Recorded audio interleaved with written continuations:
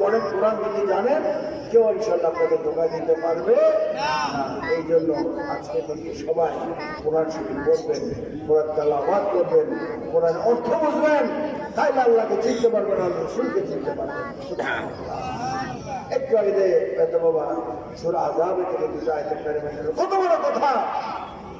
আল্লাহ বলেন আমি আল্লাহ ও আমার রসুলকে যারা কষ্ট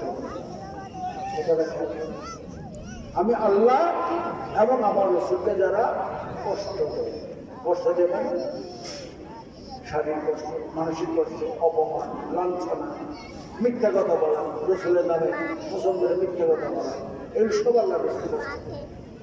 আল্লাহ বলেন আমার রসুল হাদিসে বলেছেন যারা আমার নামে মিথ্যা কথা বলে তারা জাহান্নামী। কারণ আমি আল্লাহ রসুল কখনো মিথ্যা কথা বলতে পারি? তাহলে আল্লাহ কেন কথা